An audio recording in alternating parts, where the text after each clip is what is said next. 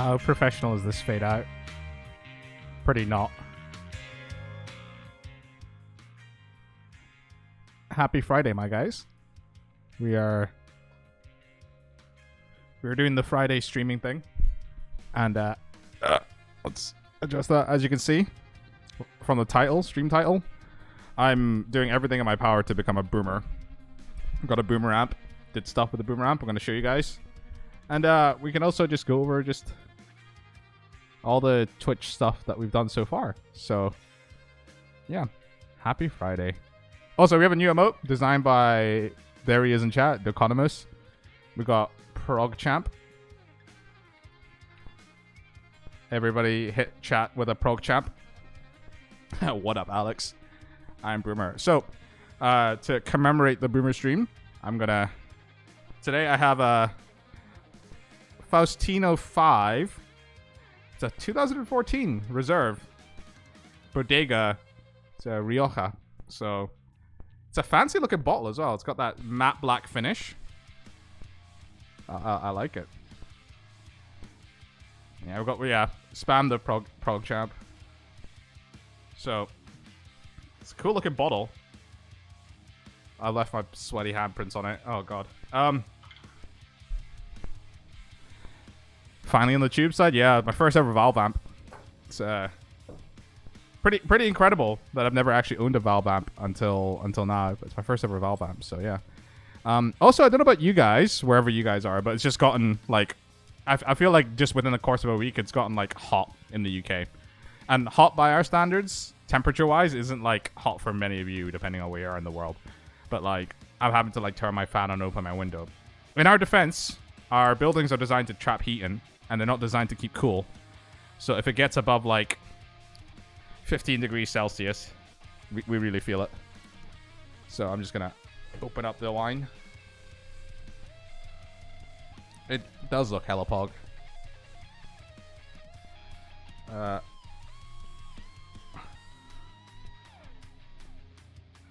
got a T-posing corkscrew.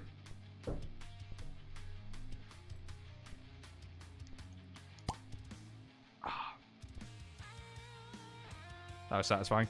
Have you ever cranked a tube amp before? Like mastered volume above 6 or 7? No, I haven't actually. I've just been I've been setting my amp to indoor temperatures.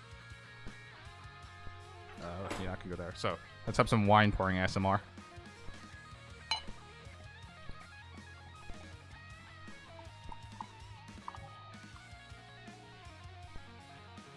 I love the smell of Rioja. It's really nice. Oh, but yeah. Hope you're all doing well. Hope you're all having a great Friday. I know I am. Wine in front of microphone, yeah.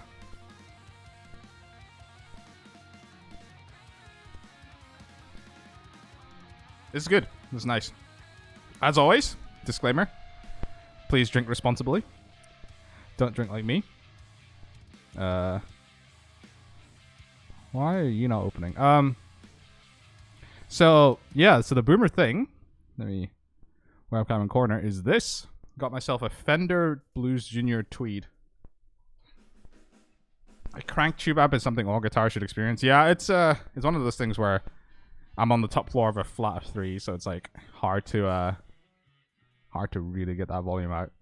But yeah, I got this. So obviously you all know about the main is Aquila, but like look at this guitar. Oh my god, such a nice looking guitar. Oh, four. Anyway, yeah. So got that nice looking guitar, but then here it is, Fender Tweed, Blues Junior Tweed. So it's just a single, speaker. How are you from the UK but don't have a thick accent at all? I thought you were American at first.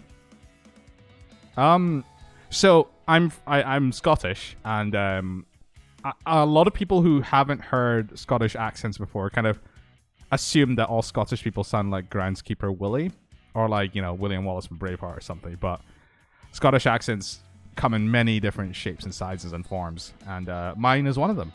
It's not a very strong accent, granted, but probably the more wine I drink, the more you'll hear it. But hopefully, listening to me now, it definitely doesn't sound American, and the way that I pronounce it, like even how I say American, like that's not how an American would say it. McLaughlin. Say McLaughlin, please.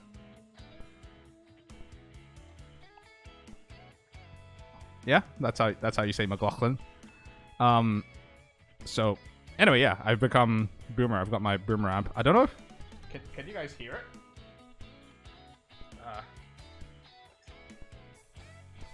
Is this audible?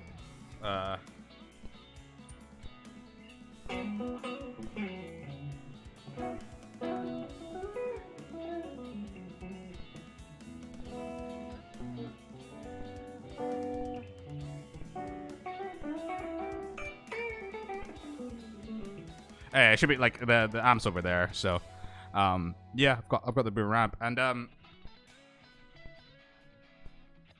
I actually got sent a Horizon Devices Apex ages ago by the guys at Horizon Devices, and I plugged it into the amp, but it works really well with it. And I guess it was designed for that kind of thing. But yeah, the Horizon Devices Apex works really well in front of the amp, and as like basically gives it like a second channel, which is probably the intended use. But yeah, so I got this Boomer amp, and I actually recorded a little something with it, which I'll show you a bit later on in the stream. But yeah. Oh, it's Arvind. Hello. It's cool that you guys get like your founder sub tags, like first. That's cool. Can you like customize them? Not sure. Oh yeah. Welcome to the stream, man. We just talked about how I've become a boomer, and I don't know. I just turned 30, and then suddenly, you know, I want amps and strats and stuff. As you can see, I can now say when people ask me, what do you use an Axe-Fx for? And I say, I use the Axe-Fx to... I use the Axe-Fx to put my amp on top of. I've always loved the Fender amp tones, like the amp tone I used in whatchamacallit. In all my stuff on the Axe-Fx is a Fender amp. Plenty minus wood and nature aesthetic, C2 equals mustard. Oh, plenty equals wood and nature aesthetic, C2A equals mustard aesthetic. Do I have an aesthetic? I don't know. Hit me in chat what you think my aesthetic is, apart from like, you know, weeb. Weebs don't really have an aesthetic. They're just like, it's just like a subculture thing. If anything, the amp doubles as a cool furniture piece. Yeah, it does. Fender amps are super good, yeah. My aesthetic is generally expensive as fuck mayos. Okay, like, to be fair to myself, the mayos I have are not like they're top of the line, like super crazy expensive shit. Like I tend to not get the super expensive stuff. It's gloss finish, this guitar. The body's gloss, but the neck is like matte. Am I into any high gain amps as well? Comic book spaceship aesthetic. I've never really played through high gain amps, like proper ones. Like I played through a 5150. That was it. Can't think of anything else. 5150. And that was a lot of fun to play through. But the problem is, like, if you ask me, like, if I needed one amp to do everything I would do, I'd probably just go for an Axe-Fx. Need a C2A Neural DSP Soldano Twitch TV in-depth look. Would that be something people would be interested in if I just like get a plugin and like just do a stream and look at it for the first time ever? Plenty is really cheating on his archetype. Plenty with his archetype Gojira. Oh, is he using archetype Gojira? I have no idea. Also, is like, where was he doing? Would he be posted about it on Instagram or something? Oh look, Horizon Devices posted my thing. Gonna hit them with a like. that was a coincidence, by the way. I literally just opened up Instagram and I just saw this. I was like, oh, yeah, like. Say plenty was cheating on people with the. He just doesn't have anything there. But yeah, that's a happy coincidence. What is this? Oh, is that their echo pedal? Oh my god, Steven Taranto. I kind of want to hear what he's playing.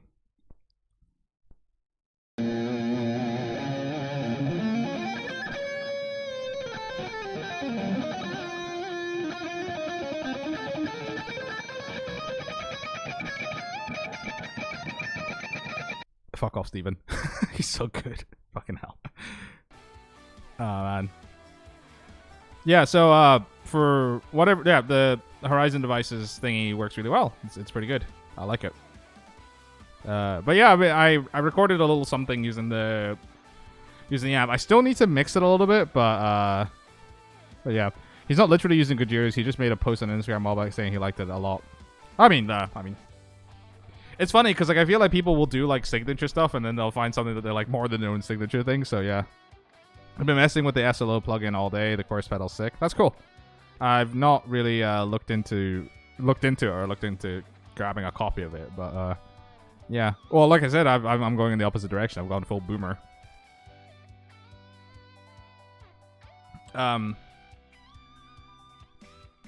But yeah, so what we want to do actually is I've actually... What have I done here? Oh no, that was not what I wanted to do. I actually want to go over the... We can have a little listen of the 3 songs that we all work together on for the Twitch background streams. But yeah, so just in case anybody who's new to the whole format of the music streams I'll be doing on Mondays and Wednesdays is that we're just making music that is safe for Twitch, because obviously, you know, you play anything that's you know, DMCA, like, or on a label or something, like you'll just get parts of your stream muted and all that kind of stuff, and you run the risk of having a DMCA strike against you. So my idea is that I will just create my own background music so that I can play that in the background of my streams. And it's been fun. So we've done a lo-fi song, we've done an electro-funk song, and we recently did like a jazz-tronica song. So like a lot of electronic stuff. And then next we're going to do a city pop song. So basically a lot of genres that I don't normally do. And then like I said, it's just an excuse for me to do stuff in different genres. So what we're going to do is actually I'm going to just throw up iTunes here and you just listen to them. Nightcore song, man. I mean, can you not just Nightcore any of my songs? No, here's the lo-fi song. Just gonna turn it up so we can all hear it. This one was fun to do. I also did it like in a single evening as well. I'm also murdering all your eyes with iTunes because I don't know if iTunes has a dark mode. Does iTunes have a dark mode? Wait, what? Page setup. Well, this isn't Word. This is iTunes. I know iTunes was bad, but like...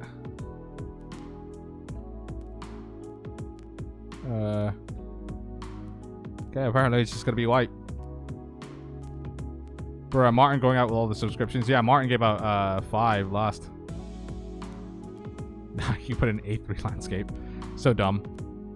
But yeah, this is the lo-fi song, and like you did it in a single sitting, and you know, basically just added some vinyl sort of tape effect, some Dilla beats, and just like some chill synths and stuff.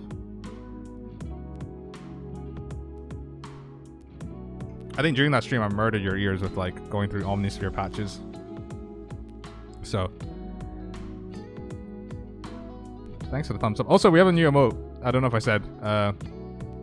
Deconomus kindly allowed us to use the C2A prog champ, so we now have we now have our own pog emote. She kind of looks a bit smug as well. So C2, level with me here. When's the Euro Hyper Gent track? What's a Euro Hyper Gent? Is it? Would you say like Euro Hyper Gent would be like Viljarta and like Humanity's Last Breath? I'm not sure. I'm not sure what would be classed as Euro Hyper Gent. Lo-fi is your favorite? Yeah, the lo-fi is super chill. Then rap track next. I mean, it's not really a rap track if I don't rap over it, right? So yeah. I'm not rapping. I'm not putting my voice to anything other than just, you know, talking at you on these streams. So this is 9 minutes. So if I can get like, you know, half an hour's worth of stuff, that's a pretty decent thing we can loop. Also, Big Merm continuing the sub they got from Good and Blue. Thank you. Oh, shuffled. I don't want to shuffle it. Okay, so this is the electro funk song. Glad you like my cursed emote. It's actually not that bad. Like, the one I made was super cursed.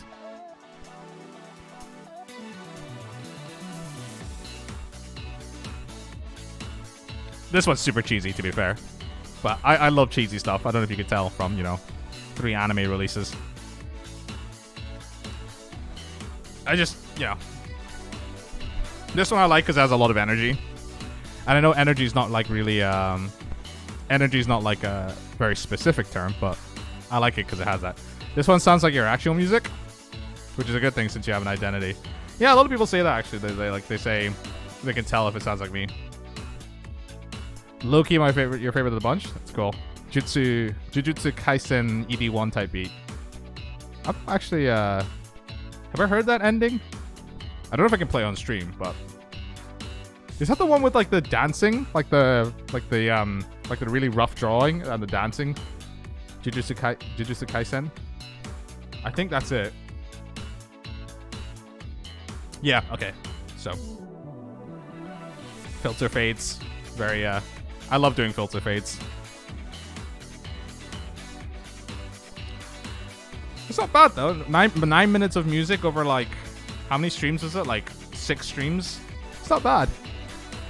And especially since in the Jazztronica track, I was like, what are chords? So I really fucking struggled to like figure out things to do with the Jazztronica track.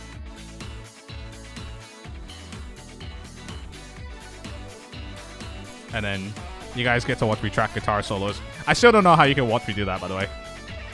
Like, just watch me like fuck up take after take after take. I played both the 4 notes and the lick. Fuck me.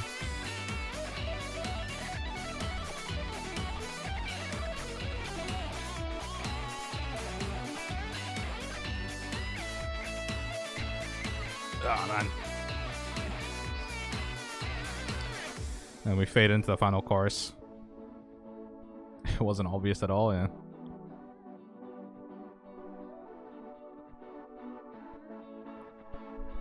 Also, another thing as well, I've heard from some people that my streams are too early for them, and they're from like America, so it's a bit rough. It's hard to get like a specific time zone because I have to cater to Americans a lot because they're my main like listener base. But streaming later would be quite rough on me.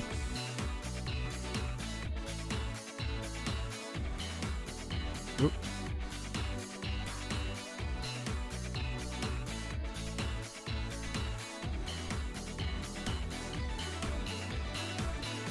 So there's electrofunk, and we're gonna listen to the Jazztronica. I have a really bad amp, probably worth less than £60. Should I invest in an actual amp or should I go on the digital road? If you don't have a huge budget, then go digital, yeah, because the plugins aren't that expensive. Although the thing about digital, to be fair, is that you need other things with it. So with an app, you generally just need a cable and you can plug it in. But with digital stuff, you'll need like, a DAW, an interface, all that kind of stuff. A bit of knowledge about that. You're from America's East Coast. The stream is perfect right now, about 6 p.m. Okay, so it's early. It's early for people on the West Coast or like in the Midwest or something. So, oh, what the fuck was that sound? I heard like a feedback.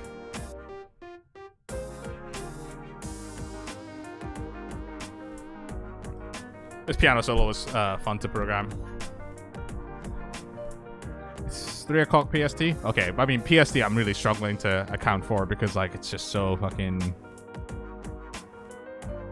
so far in the past.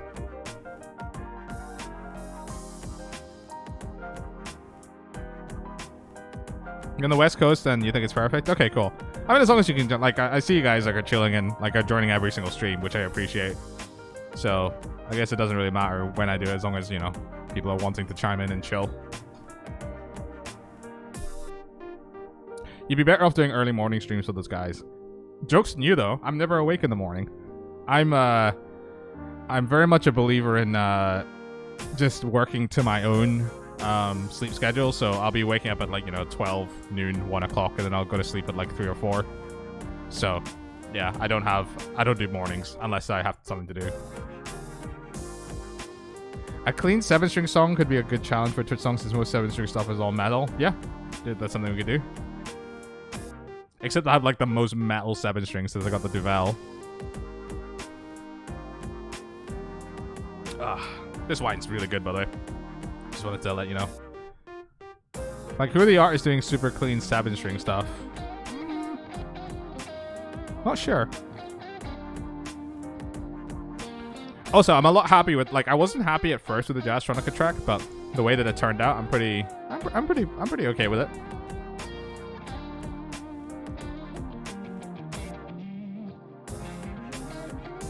I actually changed it up a bit. So I changed like the piano. Finished my last working old beer clock. Nice. Listen here. So the piano like doubled the guitar part.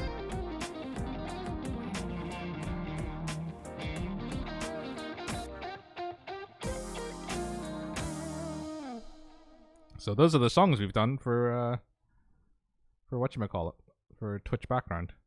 Which is pretty neat, I think. It's cool. We've made some music. Let's go push shuffle though. We've got anime as leaders. What was the question I saw? What's your opinion on Line 6 gear and the Line 6 Variax guitars? I don't really know that much about Line 6 at all. What's that you said? Line 6 Variax.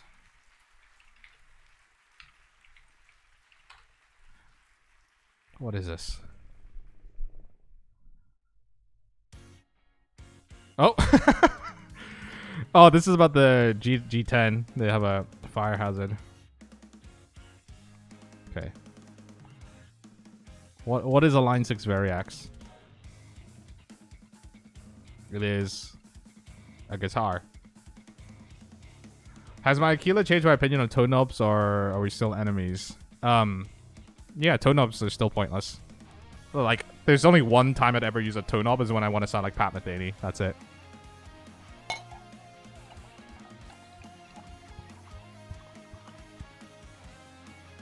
Cheers. The Scottish word for cheers is slanjava. Slanchava. Is it slancha? Or is it slanja? Slanchava. Anyway, yeah. Cheers. What am I drinking this time? I'm drinking Faustino 5.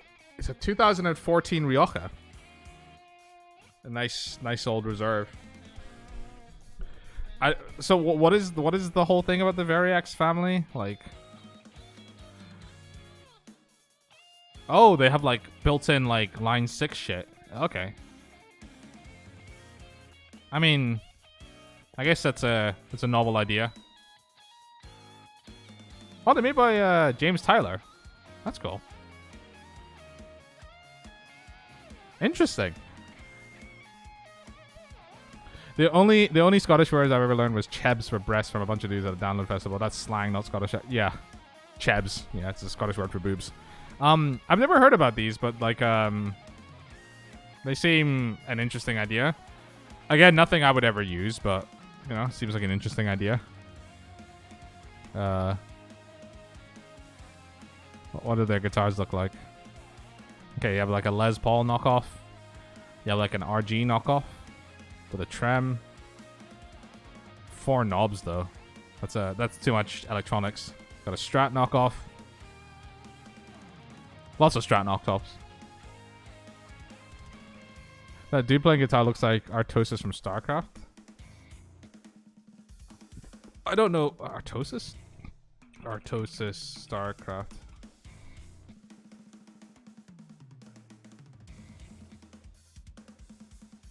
He does, yeah. Yeah, you're right. He actually looks a lot like him.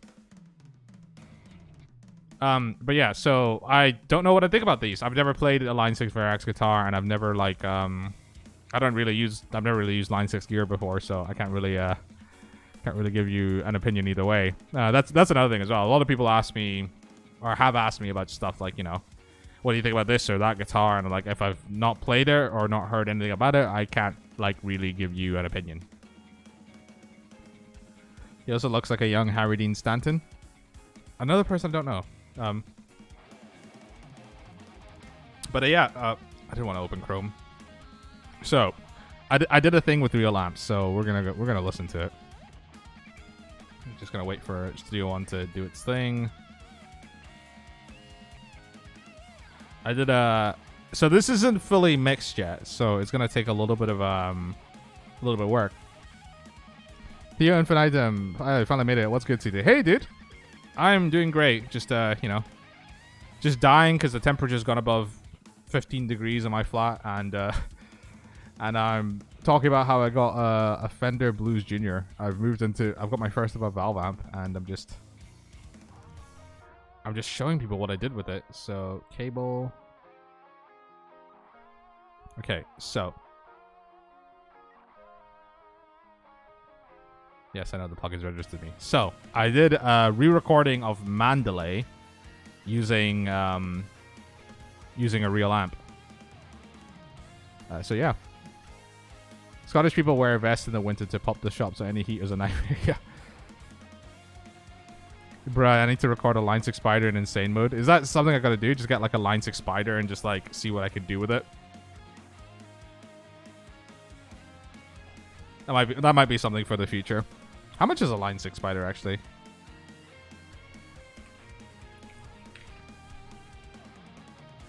If there's any shop I know. Okay, Line 6 amps. Line 6 Mark 5. 100. Okay, so these are pretty cheap. So I can maybe get one of these and meme about on it. Spider 2, not the new ones. Okay, so I have to like actually put an effort to try and find it. Okay, I see how it is. Yeah, no, man. Like, I don't really care how, like, Theo, I don't care, like, how much music knowledge you have or don't have. It's all I care about is that you're here to hang and have a good time. Still have a Spider 4 somewhere. Sounds like ours. Fucking hell. But yeah, so I did a recording of Mandalay using real amps. And I used this mic in, like, a sort of side cone position and then had a lot of EQ. So, let's see. Is this going to come through? So yeah, anyway, so this is Mandalay re-recorded. I'm using GDD. I still use Axe Effects for the bass, so I'm still cheating a bit, but let's see, this is coming through. It's coming through.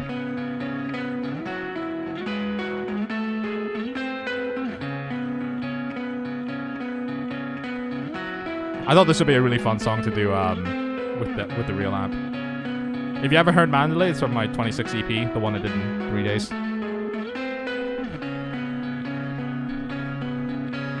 Some OG stuff, yeah, it is. I'm liking the boomer amp a lot. This is recorded with it.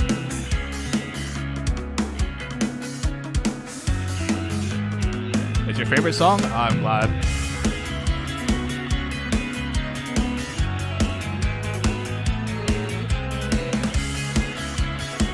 And I use the Apex preamp for the distorted tones.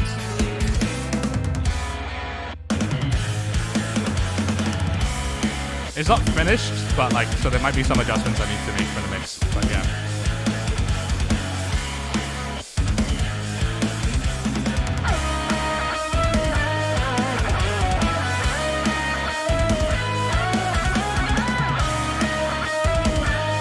I think the Apex does a really good job.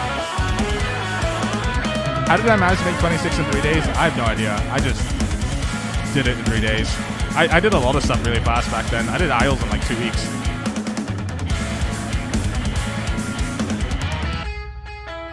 It sounds a lot more roomy than the original. Yeah, the original's like super fucking like smashed. The master's so bad on my old stuff. Like I have no headroom, so like there's no dynamic range.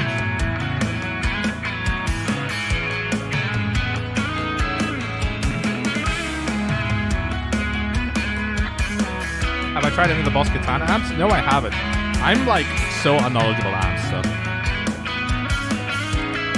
I think I like Isles a lot. That might be from the same album. So Isles is a separate EP to this. So 26 is a separate EP.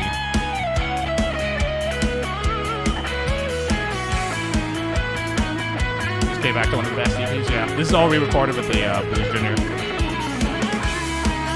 Time to buy an ISObox SF57 and a pedal board for a two-boomer. Actually, an ISObox would be quite useful, so I can record in peace.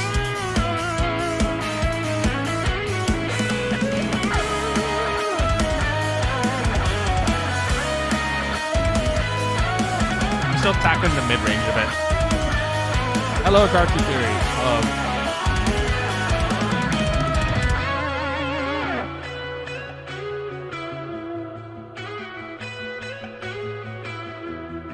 As you can see, I'm a filthy cheater and I cut out all the space in between. When I go back and play a song like this, how long does it take for me to relearn? Or does it burn into your head? I have to relearn everything. I have to like... I've got the original track here, muted, and I like listen to this and I like figure it out as I go. It's not like fully from scratch, like it does come back to me, but I do have to relearn it.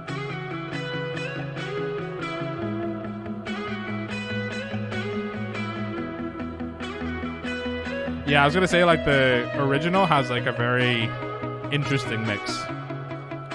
I definitely think the mix is better, but like I don't know, like the way that the Toads came out with the original is like very different.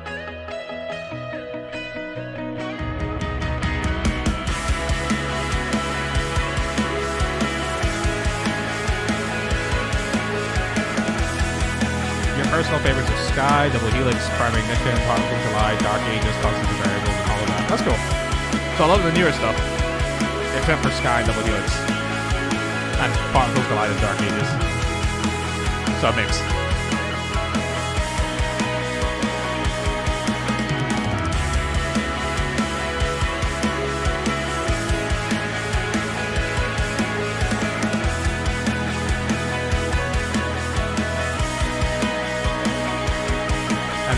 Melody over and over and over again.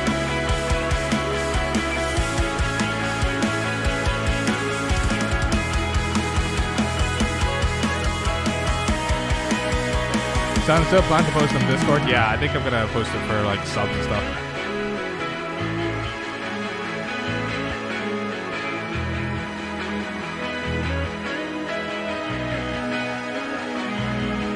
Stop moving, Aravind.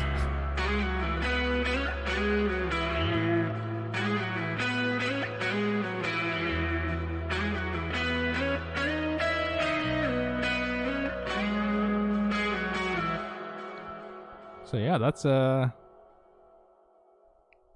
is whatchamacallit, Mandalay recorded with real amps. And yeah, it was a lot of fun to do. I couldn't record very loud though. So this is the problem, is like because I live in a flat, trying to record this loud is difficult. So yeah. Yeah, treated to hearing Mandalay. So this is the first time I think I've showed anybody. So you guys are the first people to have heard the new version of Mandalay. So I'm pretty happy with how it turned out. Obviously, I feel like the SM7B is not like the best mic in the world for this kind of stuff, but you know. Do I have like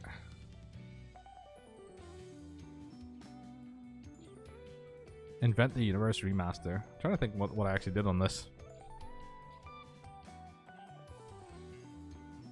Not a whole lot. I think I just remastered the intro. You can see like I have like I did like the first riff and that's it.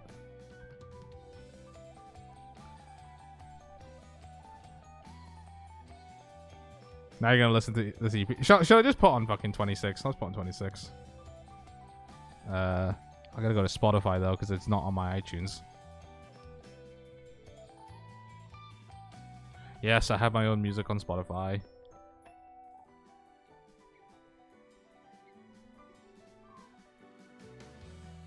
iTunes, you can be quiet and then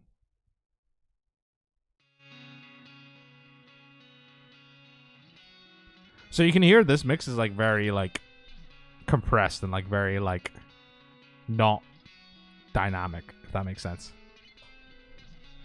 I don't follow myself. Yeah, I don't like my own Facebook page either. SM57 plus Royal 121 for the Rick Beato combo. Okay. Oh no, like I don't think that you're complaining at all, Fat Black Ninja. Put the songs overnight on mute. So basically, like I've seen the amount of streams that you need to make like a decent amount of money on Spotify, and it's not like an insignificant number. So me playing music overnight probably won't get enough streams to actually increase the amount of money I get.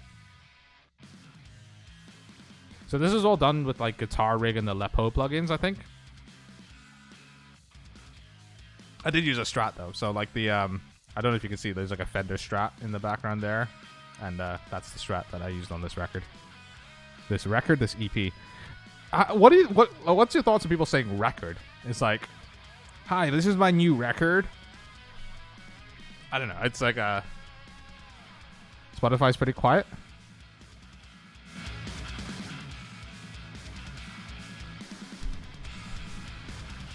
"26 is the most upbeat EP of mine, even though they all are. Like, fuck. I mean, the Senpai EPs exist, right? So they're pretty upbeat.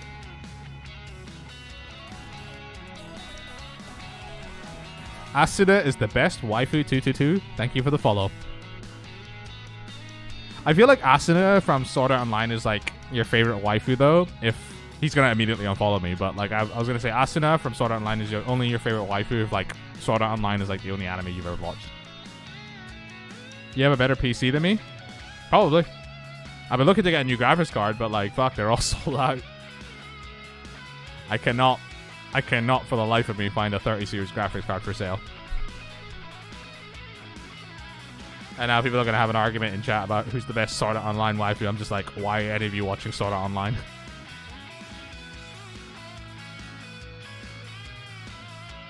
Hopefully that volume is better.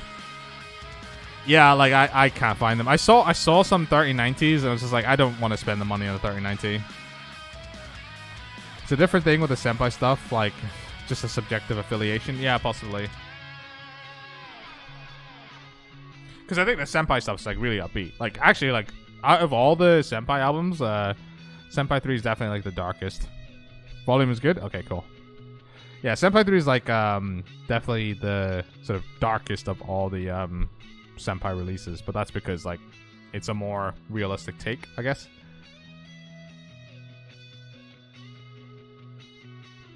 Song using the 8-string lying in the I recorded constants and variables of that and decided that I don't like 8-string.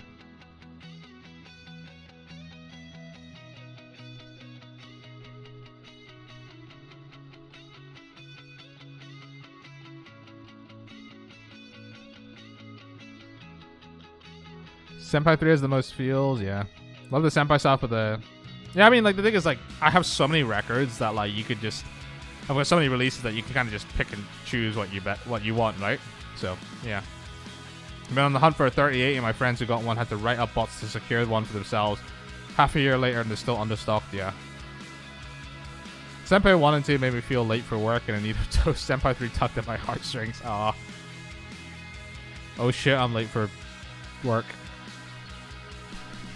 8-string sounds too muddy, sound like a lot of melody. It's also a pain to mix. Yeah, I mean, the thing is though, like the tones I use don't really have like a lot of low end in them, so like they're really easy to mix because I'm very much of the mind that like, you know, I'm just going to leave the low end to just the bass because I feel like they can fill that frequency and it's easier to mix that way.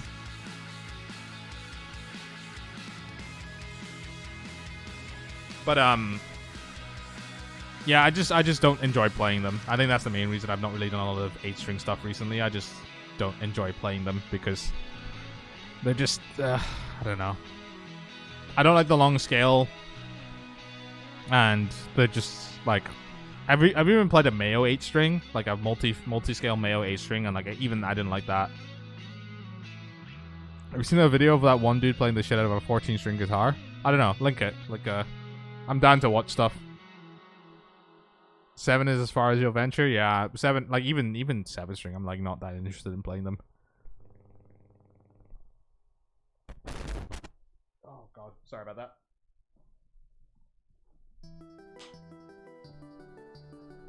Oh, this song was me ripping off the Transistor soundtrack from fucking yeah.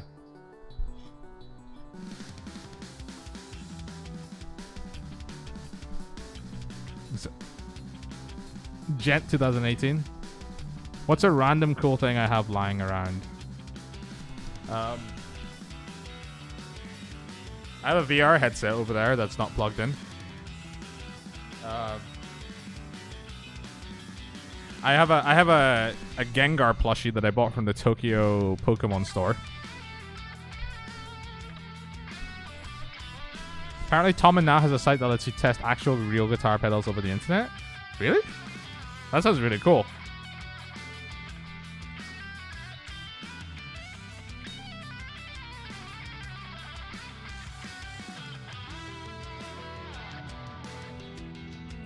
Stompenberg FX. Sounds like a brand of Swedish outdoor clothing, but like a villain in the next James Bond film. But this case, it's actually a mashup of two things. Stompenberg is the hybrid of Stompbox and Heisenberg, which makes the impossible possible after a long time of screwing and soldering. It's a common online app that allows musicians to test out real effect pedals with their own equipment, either from home or on the go. Interesting.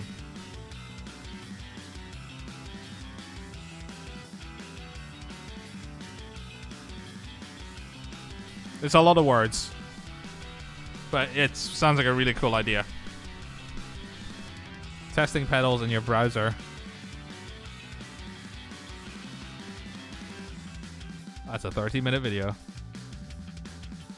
60. Okay, so who do you think's thumbs down this?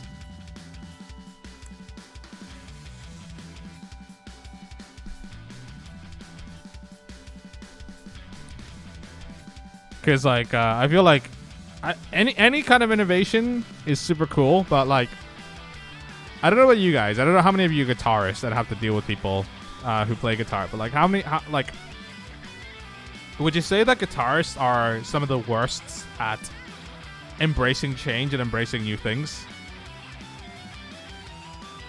Here's the 14 string in a 1-minute vid. Okay. Okay. Let me pause Spotify.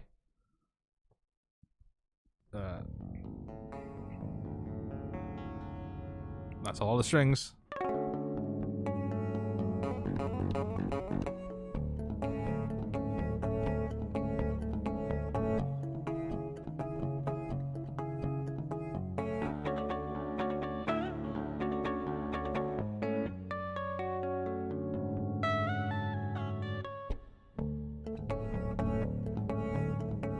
I'm gonna sound like I'm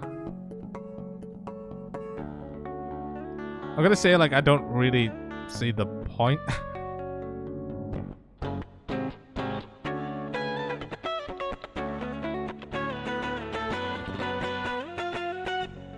Oh, it's Ichika. Okay. I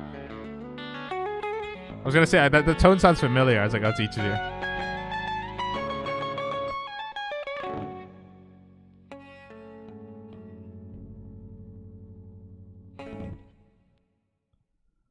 Man, Ichiga's found his like absolute niche. I was gonna say like, yo, Ichiga, how can I play this guitar when mom wants to see your progress of guitar lessons? 99% of people can't play this bass line. Davey, of course, it's Davey 504. What key is Hey Joe in E? It's like, I know, fucking Daniel Thrasher as well. Oh, I gotta love it. Gotta love it. The video's not showing on stream. Fuck. I forgot to change to this. Okay, let's just watch it again. I did the thing where I forgot to change my scene.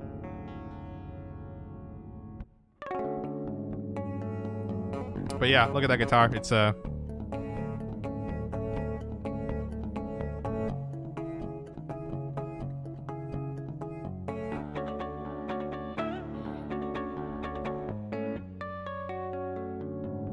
So there's a thing called like option paralysis. So I feel like I would definitely be hit with option paralysis if I was playing something like this. Also, like, it would be so hard to physically play it.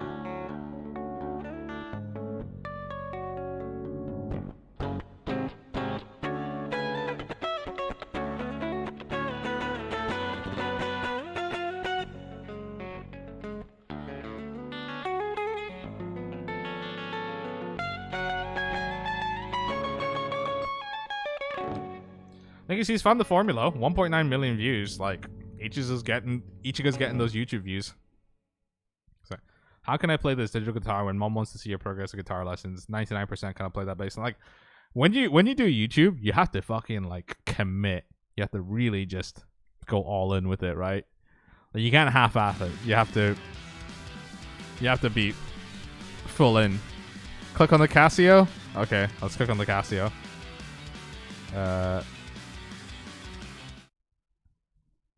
That is not what I want to click. 1.9 million views. Like, he gets so many views. Man, good on him.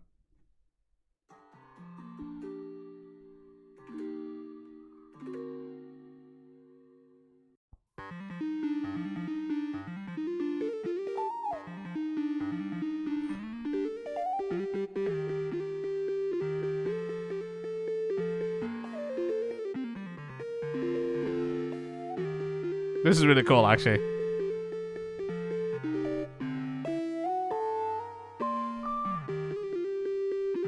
This looks like the kind of guitar that people from the fucking 70s and 80s thought that future guitars would look like. It looks like a guitar from Cyberpunk or something.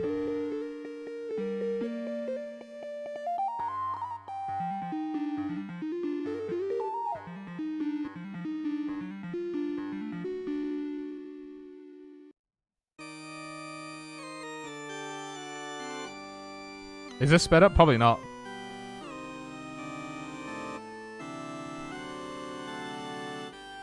I've never really watched much of Ichika stuff, but yeah, like he's found a formula that really works for him on YouTube, and he's totally sticking to it, and like more power to him. It's not something I've really like. I've tried doing. I was like thinking about doing the YouTube stuff for a while, like doing like informative style videos and stuff, and I'm just too fucking lazy, I think. I'm just too fucking lazy to do the YouTube thing. And like I feel like the Twitch thing is a lot easier for me. Because like on Twitch I can just be myself and I don't need to prep and I don't need to record anything in advance. It's a lot easier to be ad hoc and I can just say stuff and and the music streams are pretty cool as well because you like I'm kind of forcing myself to finish projects that I don't normally work in, but like man, like YouTube is what is Tone? Yeah, I tried doing like the whole educational YouTuber thing and like it was cool, but like I just didn't have the energy to keep doing it. Like did you guys like those videos? I have no idea, but like for me it's like I needed a lot more commitment and motivation to do that than I had when I was doing that shit. And even then, it's like, I don't know. It's like, I feel like I would just run out of stuff to talk about. And I don't know. I feel like live streaming is easier for me with like my my specific thing. Cool thing is if you have a nice part of your Twitch stream, you can just upload that part to YouTube. Yeah, that's true. My brother actually, like, he's a photographer and video editor. Like videographer, editor, that kind of thing, and he's like actually he has nothing to do at the moment because of like COVID, so he's actually asked to like edit some of my old Twitch streams. So yeah, I did, but I get why you would want to do them as it looks like it was a lot of work. Yeah,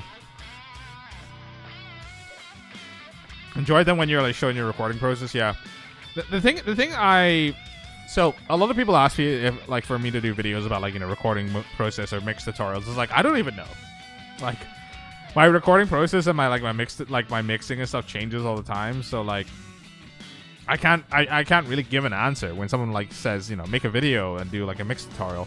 I'm like, okay, I can tell you what I'm doing now, but that video is gonna be out of date in like a year because I probably would have found something or done something differently within the space of a year. So it's like, yeah, it's I don't know. I feel like video creation is a task in itself, and I'm very much like I want to do everything by myself, but like when it comes to video creation, it's like there's a lot of shit that that's involved, and like the thing is like people on YouTube expect videos like at the very least like once a month or something, but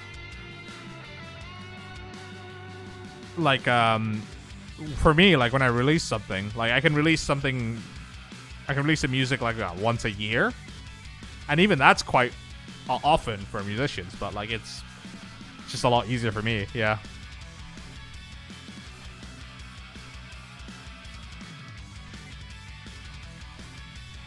It is what it is, though. Like I think I figured out very quickly that I'm just not cut out to be a YouTube like content creator.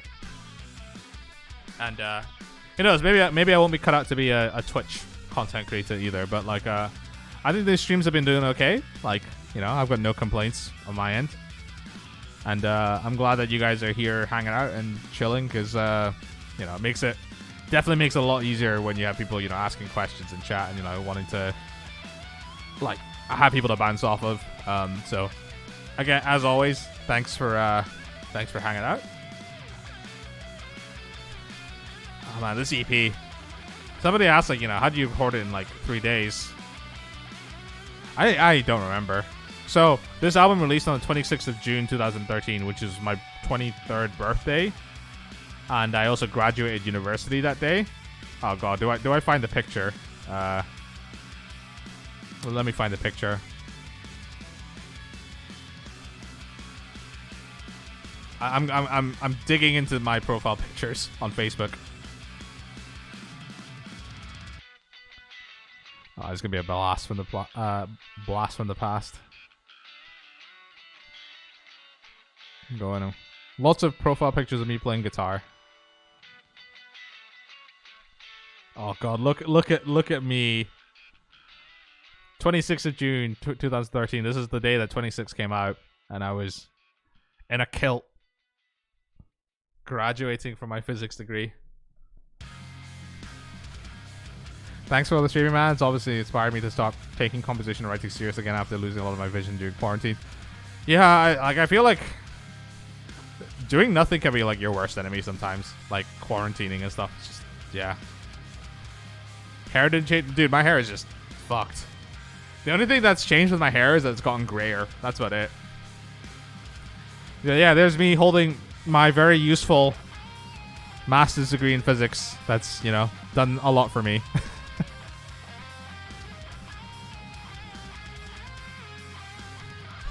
So on 26, this song, Hypatia, was the only one that I didn't record in the 3 days. It was one I did before. Grad, same year. Oh man, we're grad year buddies. But yeah, that's me when 26 came out. If you compare my face from then to now, you can see the side effects of playing League. Oh god, you're saying like I was full of optimism then, and like now I'm just a husk of a human being.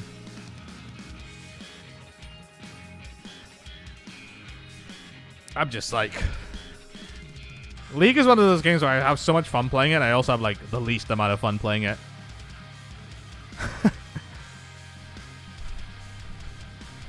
Honestly, like now I just think I think it's just like COVID weight. I've just put on COVID weight, and I feel like I want to lose some COVID weight, but like it's still COVID, so I'm just like, yeah.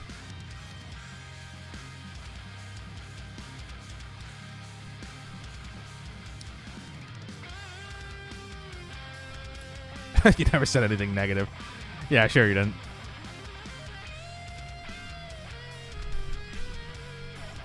I quite like Hypatia, this song, because I feel like it's like a good example of like happy prog with 7 strings. Oh, don't worry, Ann. I'll just ban you from my Discord server, but you can stay on the Twitch chat. Also, by the way, I have a Discord server. !Discord. Come join. We have a special channel for Twitch subs where you can hear all the songs that we did on that we made on the stream. Also, I keep forgetting to say this, but the donation link is in the about below the panels. There's a donation link there, all that good shit. So yeah.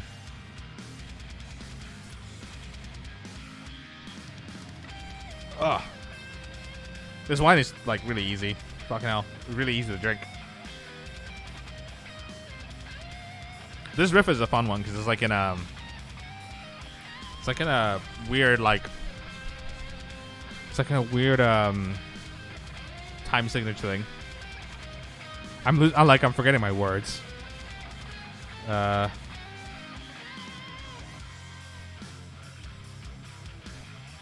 Guitar Pro stuff.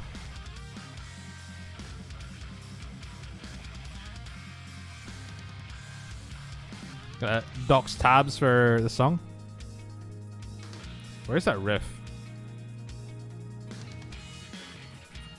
Polyrhythms. Have I ever played D&D?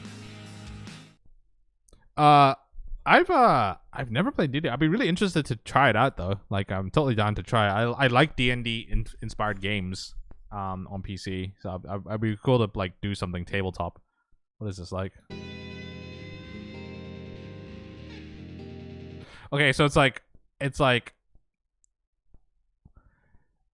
fucking 8 plus 7 is 15. It's like 15/8.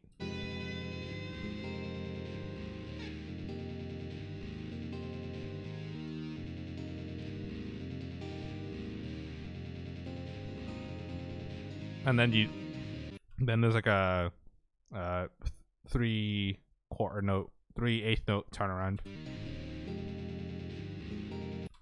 So yeah, I just wanted to look up the tab and see, like, there's no tabs for everything, by the way. I just happened to remember that I had tabs for 26. I was just looking at that riff. Can I be your DM? You don't have a 7, so it doesn't matter anyway. Yeah. I mean, I could just dox all the fucking set course and drop the tabs, but I'll just have to, like, blast through them. That'd be a fun challenge, actually. See if I can fucking play my music. Do you guys want to see that? See if I can actually play a song of mine while most of a bottle of wine in. That reminds me of the 7-Eleven challenge from Adam Neely. Maybe something for your Twitch music. Possibly, yeah. I'm down to do like loads of stuff. It's just like...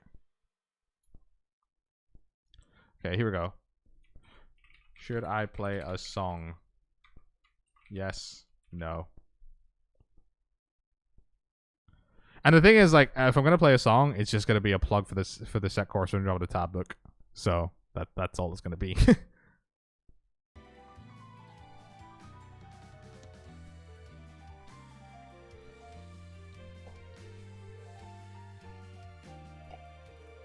Yeah, it's just gonna be a plug for the set course from drop the tab book. Who's gonna say no? Yeah, nobody's saying no. Okay, fuck. Let me grab a guitar.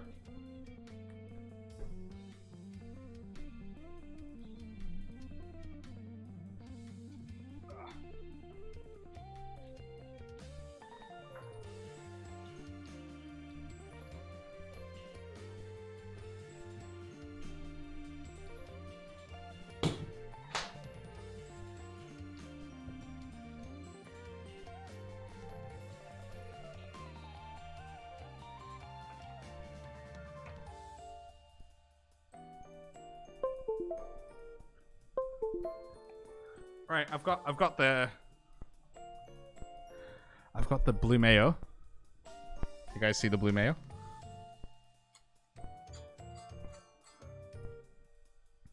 Let's open up Studio One. The tab book actually plays some of the rest of the ones on Songster were misleading as fuck. Yeah, so I'm assuming that the ones in Songster were like we're just not accurate. Okay. What tempo is that course from Andromeda? So what I need to do is I need to find my jam tracks. Here we go. What tempo are you? You're at... Is it 118? 118, okay. I just realized that you guys can't hear anything, so 1 second. So if I go... I have to do this every time I want to transmit audio, so bear with me.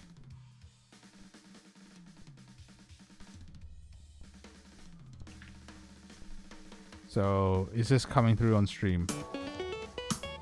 It is, yes.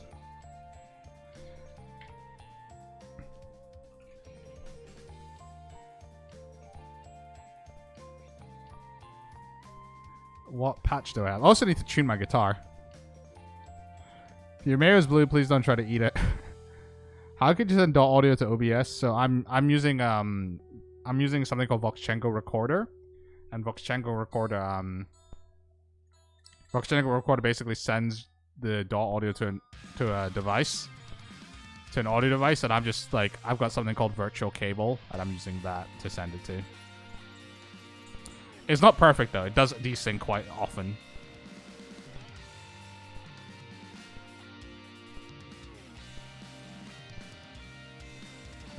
Oh, this guitar's in standard. All my guitars are in standard. What the fuck?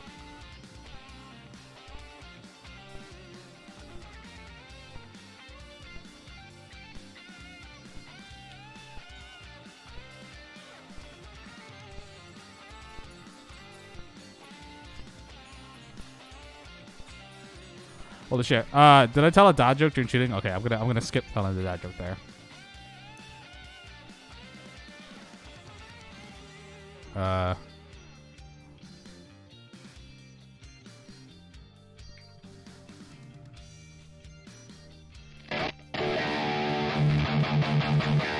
Can you hear that? Can you hear the guitar? Love that guitar, yeah.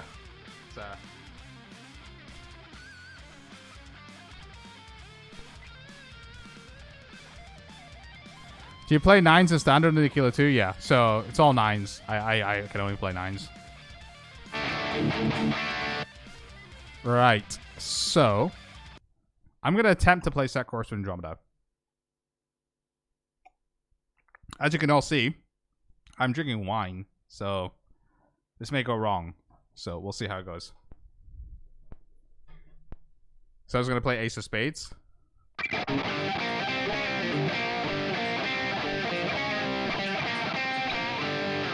Fuck. Fuck, here we go.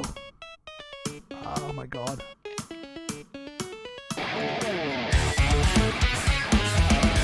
You barely hear my guitar. This needs to be quieter. I need to like put the click track as well. I play live with a click track.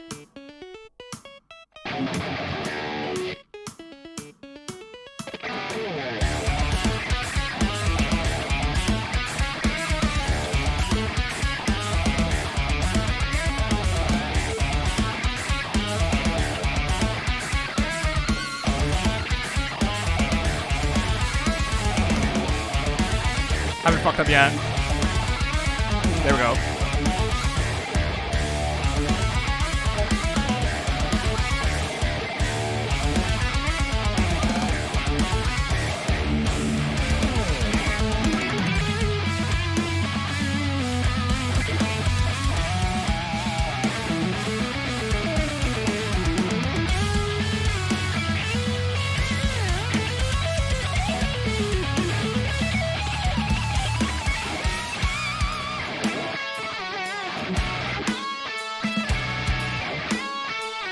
I feel like playing live, because like normally when I play live, I've drank this much.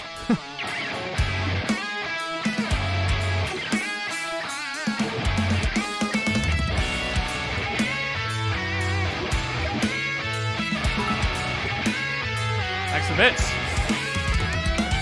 Fuck.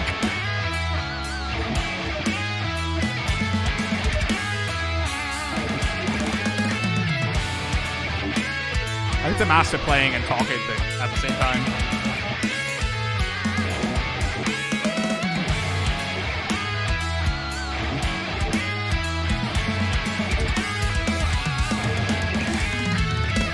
Thanks for the sub, late train.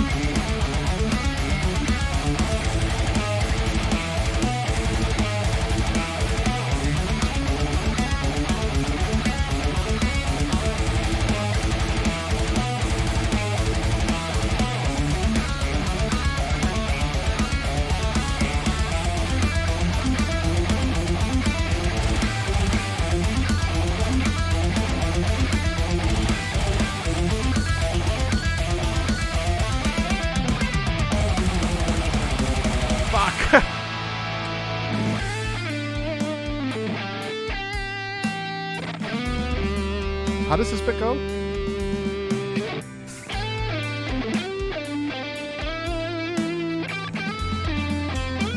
That's how it goes.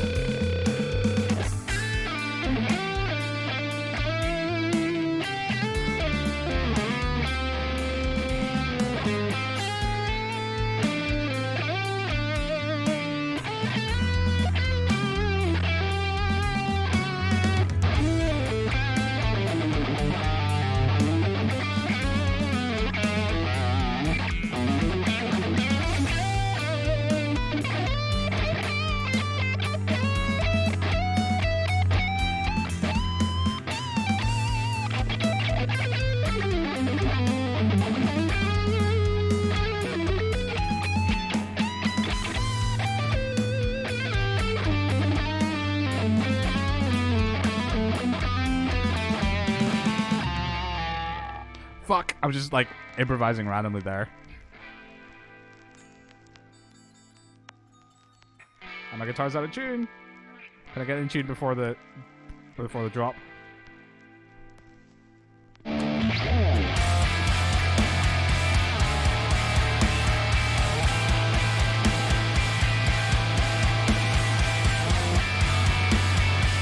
Black Death Dude, thanks for the sub.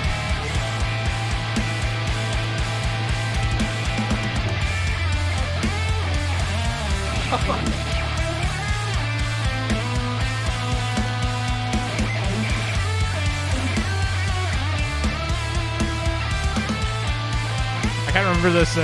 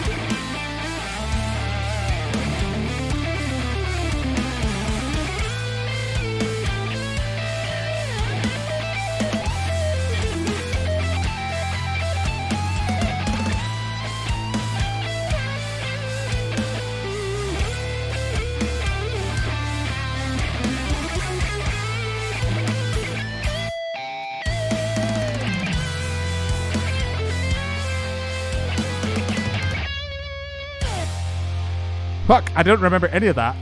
Oh my god, all the fucking gift subs. Oh, Flatback Ninja, thank you so much. We did it. We did the sub hype chain. Thank you guys. That we're just gonna hear the lick over and over again.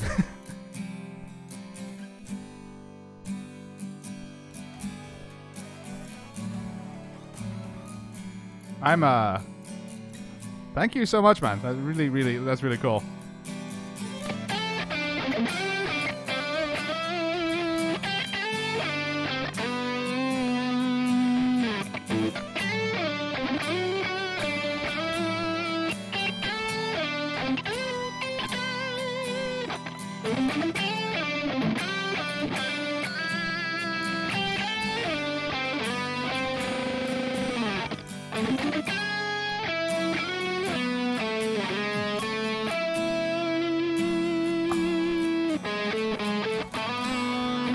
Have I ever played plenty riffs over my song just for fun? I've done it live before. So when he played Double Helix live, I played like I'd play like fucking Selenium Forest and Heart just to troll. That's like so many fucking. Oh my god, we're going level 4 hype train. Jesus, this is awesome.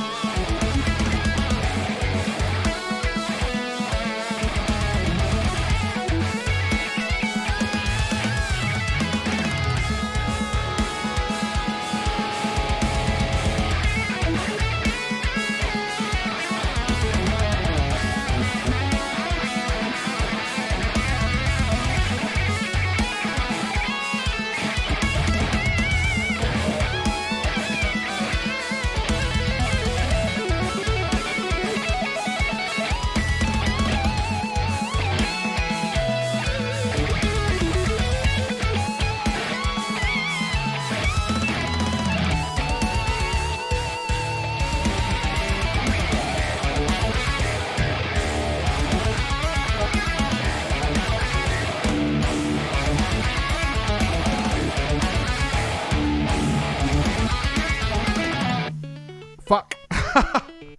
Oh my god, that was a lot of fun. Man, like, it's been so long since I've, like, played through that entire track. Also, what the fuck just happened in chat? Like, oh my god, Fat Black Ninja gifting 10 subs. Jesus. Hype train. Thank you, guys. That was sick. What's another fucking song I can remember? The Reprise Hits Hard? Yeah. I mean, that song's just a lot of fun. What's another song I can play? Should we do a 7-string song? Let's see if I can fucking remember how to play Transient Transistors. Summer Break, I don't remember how to play it. Like, if it's a song that I played live, I'm more likely to be able to remember it.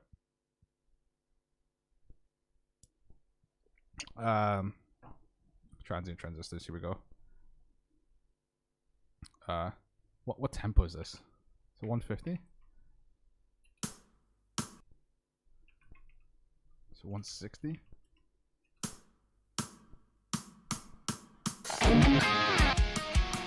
So I gotta go on 7-string. Also, I'm gonna go for a quick I'm gonna go for a quick lube break. I'll be back in a second, and yeah, you guys just chat amongst yourselves before I come back. That's not what I meant to do. Yeah, here we go. Be back.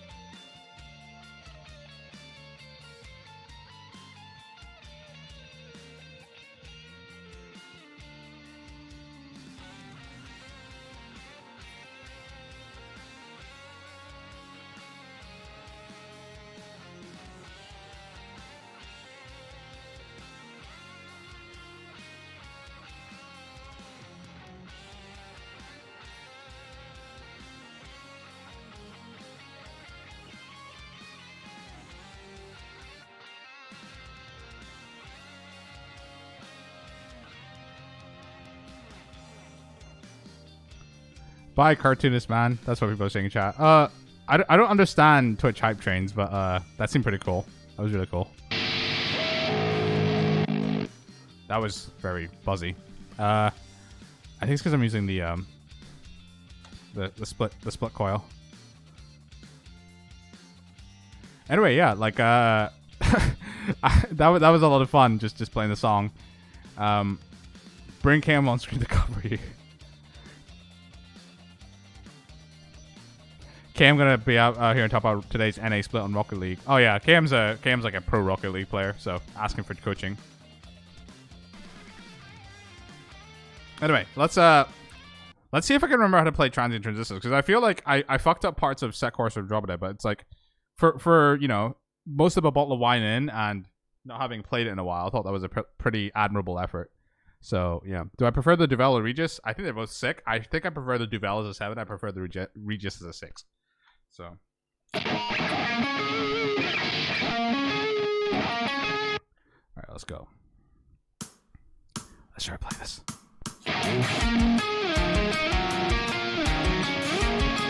I'm not in tune. This is not good. I thought I just tuned you. This is what happens when I don't play my guitars for ages. Because the guitar I'm playing the most is the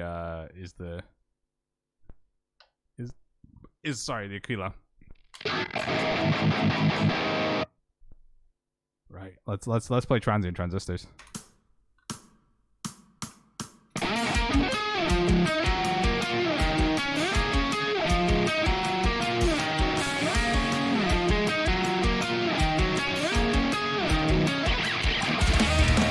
Fucked up.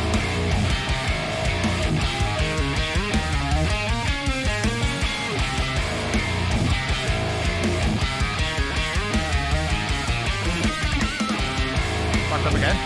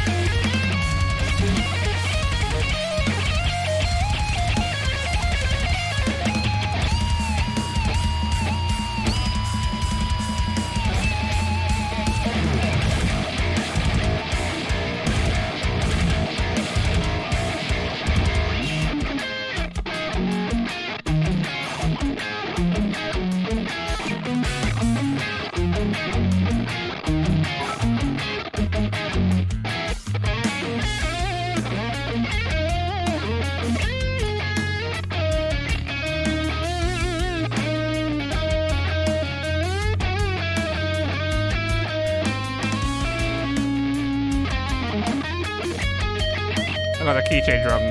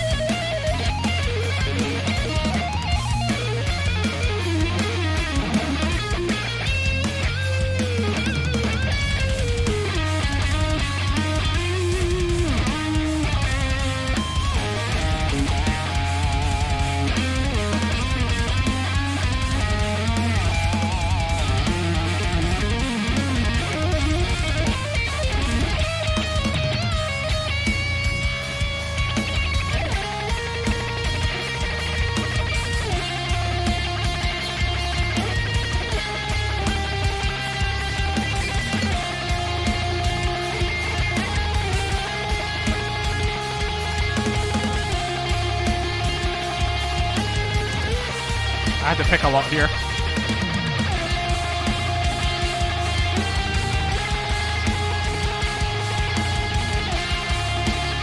It's a split coil.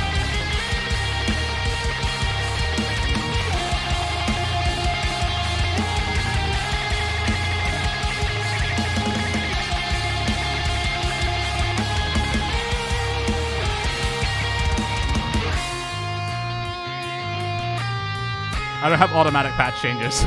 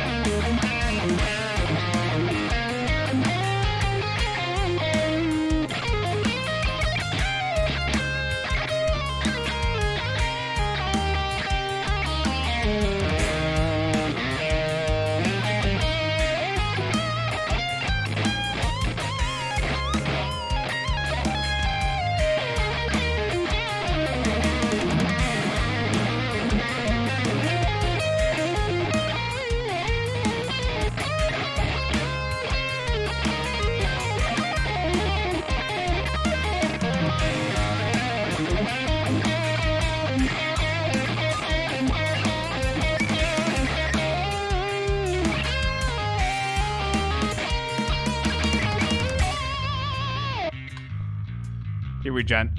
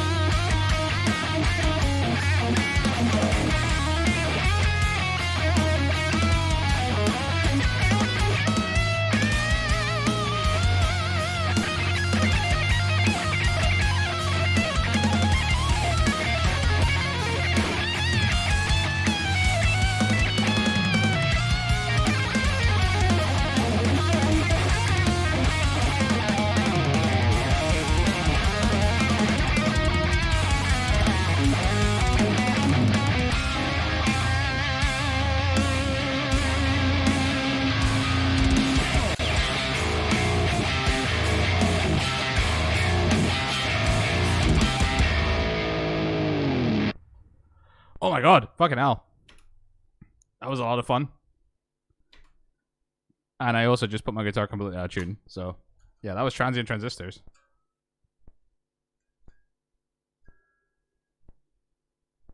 Split Qual Gent is a lot of fun. I'm just improvising the solos because I didn't learn Aaron's solo. And like when I play this live, I don't play this solo. Liam McLaughlin Lomi plays a solo live. So I just have to kind of just make it up as I go along.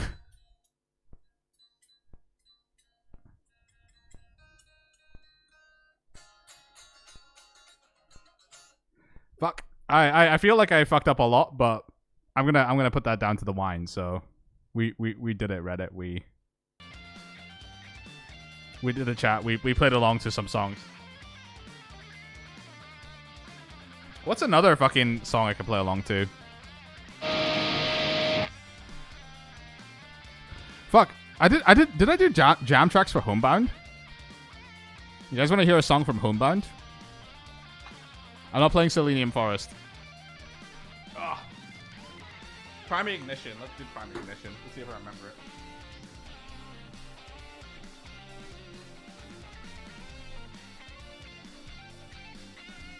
Ugh. So...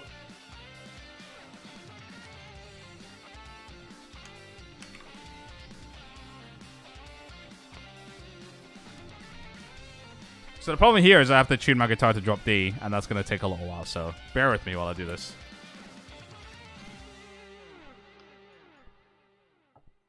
Because there's a floating bridge. When I change it from standard to drop D, all the other strings will just pitch up.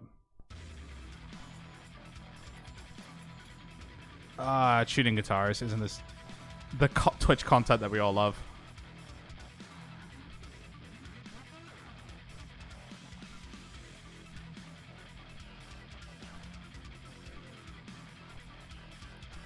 We'll get there soon. We're almost there.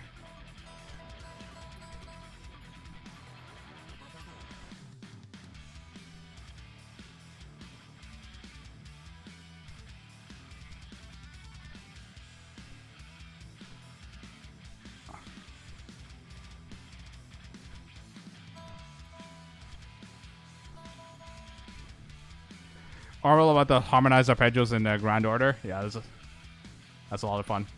What's the song with Humbug where you go harmony on the whammy with the flutters, all that shit? I can't remember actually. Oh man, are we? Okay, this is the end of the bottle of wine, so this is about what you'd expect from a non-practiced musician who tries to fucking play their music impromptu on stream. Do I have the homebound backing tracks? Mass storage. Jam tracks, here we go.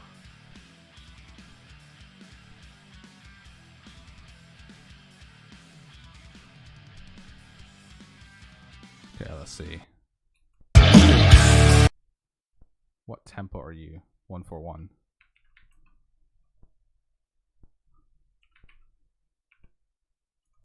Minus 15.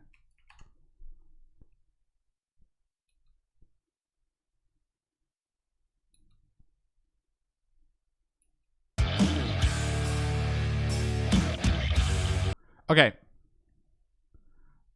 Is this in time?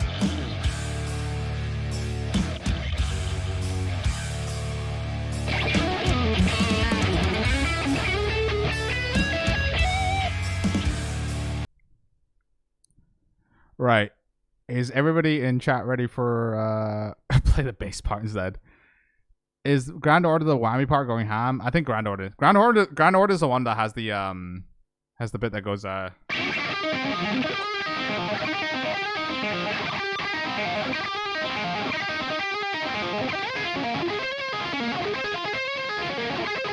has that bit, yeah.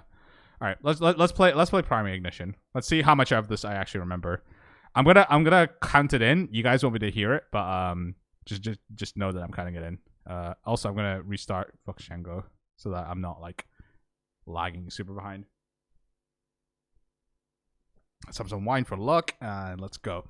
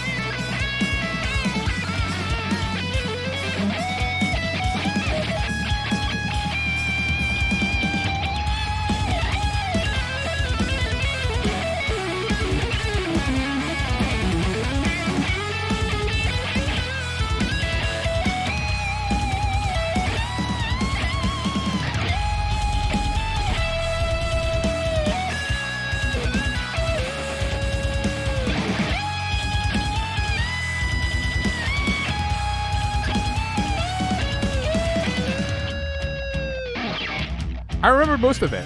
It's not too bad.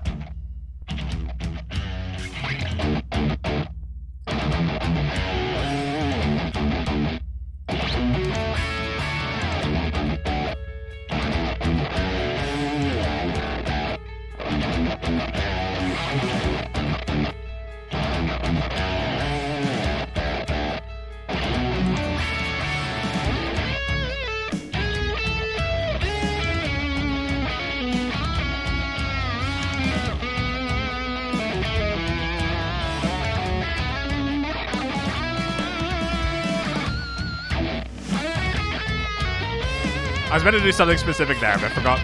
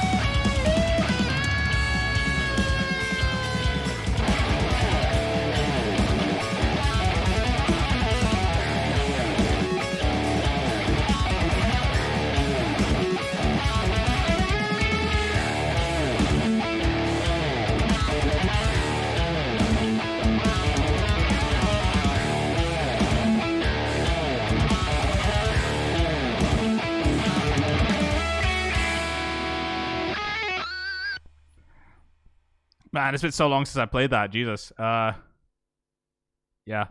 Need some BTTV. I haven't done BTTV at all. Cat Jam. We're doing Cat Jam. Fuck, is that a BTTV? That's why I can't see it on OBS. Anyway, yeah. That was the first time I played that song in the longest time. So I'm quite happy with how it turned out.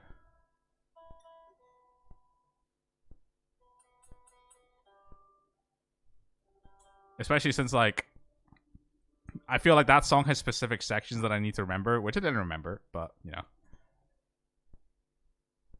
We forgot everything. It's fine.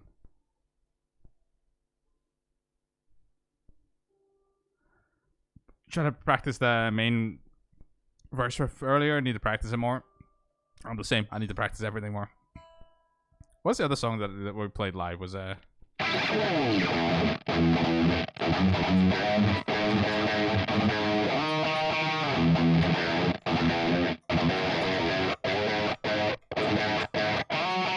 Footsteps, that's the one. How does Footsteps go again? Fuck. Do you guys remember how Footsteps goes?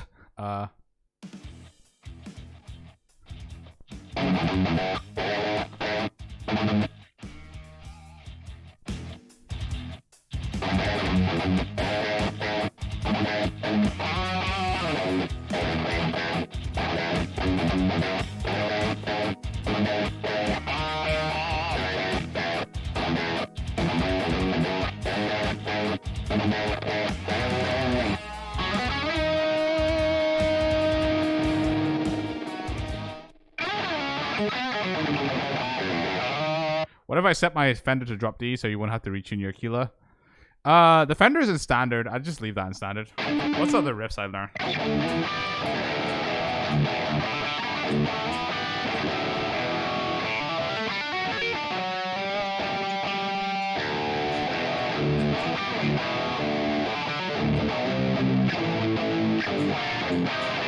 Fuck, I can't remember that riff. Anyway. Hello, Mario7570. Welcome. I was just attempting to play some of my music and failing miserably. It was pretty fun. Honestly, that was a lot of fun. I might do that more. You should just request songs and I'll try to play them. And I'll play them badly. Ah. Man, there's nothing like trying to play your music fucking most of a bottle of wine in. But like I said, it's just like, this is what it's like when I'm touring as well. Like, we just progressively get more drunk before every every single show. So that's what ends up happening. Oh man, that was fun though. Yeah, I think that's something we can do on Friday streams. We can do like You're noticing a trend in these Friday streams, Josh? What are the trends? Also, like, can we please give a fucking huge shout out to Fat Black Ninja 272 for gifting 10 subs.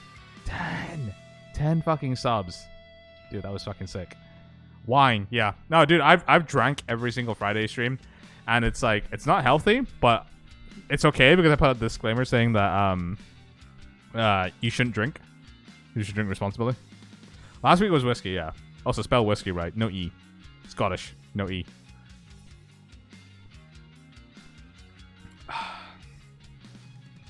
Oh man, that was a lot of fun actually playing that stuff because like I'm just like,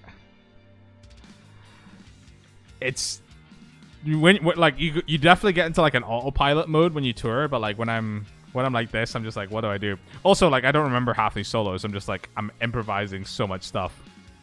So hopefully the improvising wasn't too bad. I'm in full like dad rock mode with my improvising as well because I've just been playing through the fucking Blues Junior over there.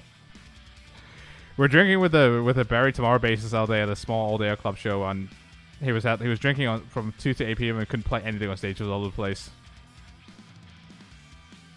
Foodman says don't have to worry about DMCA. I mean, this is my music, so I'm not gonna DMCA my own Twitch streams. Don't worry about it. And I'm not on a label or anything like that. Now, imagine if I was like on a label and I was like playing my own music on stream and my label fucking DMCA'd my stream. Imagine how fast I'd be on the fucking phone and be like, just no. Yeah, no. They wouldn't get away with it. Fuck labels as well. Oh, did I say that out loud? Yeah, fuck labels. I'm in my like wine. I'm in my like one bottle of wine power spike. So basically, whenever you hear a musician say, "Oh, I make no money from Spotify and I make no money from online revenue," check if they're on a label, because most likely they're on a label, and the label's taking all their money. So yeah. You see when Metallica DMCA the other week, and they had to like play chip tunes over it? Yeah. It's dumb. DMCA is meant like the thing is like the intention of DMCA is to protect artists and musicians, right? But the real people that it protects is fucking is record labels. So yeah. Don't like anytime I see like friends of mine say that they've signed to a record label, I'm just like, I feel so sorry for you, because you're gonna get fucked over, and it's sad because I feel like there's so much that you can do without signing to a label.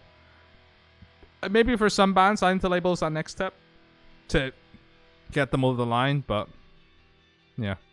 Seen a post earlier about how Sony screwed Chevelle out of 6 million album sales. I mean, like, I don't fucking... I'm not even shocked at a label saying... Because, like, what artist is savvy enough to actually check their streams and check how much money that they're actually due from... Because, like, what they'll do is they'll get their quarterly reporting. So every quarter, their record label will send them a statement saying, this is how much money you owe us for whatever advance that we paid for your recording. And this is how much money we're going to give you per our agreement, if they are going to give you any money in the first place. And if you... How many artists are going to go and check every single stream and check all the numbers and see that they're getting a legit thing? Like, artists could just fucking just straight up... Like, artists could straight up just get fucking screwed over. And if you start a label, we're not friends. Just putting it out there right now. Labels are... Everybody wants to do the sort of, labels are...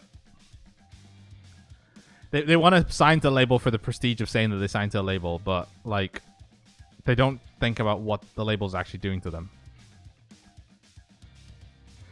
Mario570 says, this topic reminds me of Counterparts complaining about spending $30K on their last album and they're only doing 2 tours off of it, and I'm like, man, shut up, program the drums and you'll be saving up a good chunk, nobody will notice.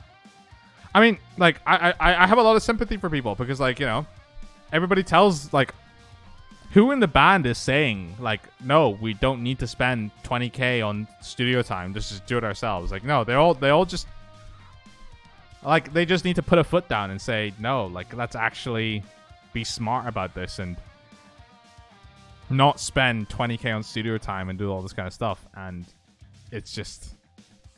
I don't know. It's sad. It's sad to me because I feel like, musicians need to take back ownership of their creative process and their revenue. And, like, the thing is, another thing is, I feel like labels have done a really good job of shifting the blame to Spotify. And this is slightly conspiratorial, so bear with me for a second. But I feel like a lot of the anti-Spotify talk is coming from labels.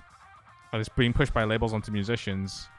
And, like, they don't realize that, like, Spotify is, if you're not on a label and you get plays, you get money. And it's as simple as that. It's like it's as simple and as transactional as you could ever want it. There's no middleman. You get plays on Spotify and they give you money for it. Like, it's that simple. So I'm very wary whenever people come out with, like, anti-Spotify rhetoric, because I feel like Spotify's done a lot of good for musicians in the sort of medium small tier. So, like, people on my level, like, enabling, part of my living to happen through them. So yeah, like I said, I'm very don't want to use Among Us terminology, but I'm very sus when people come out and say, like, oh, Spotify's evil because of this. I'm just like,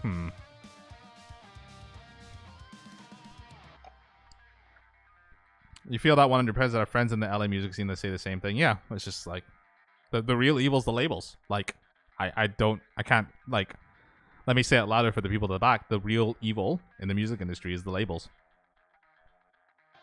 The people that I work with, when touring happening, was like a booking agent, and it was really straightforward with my booking agent.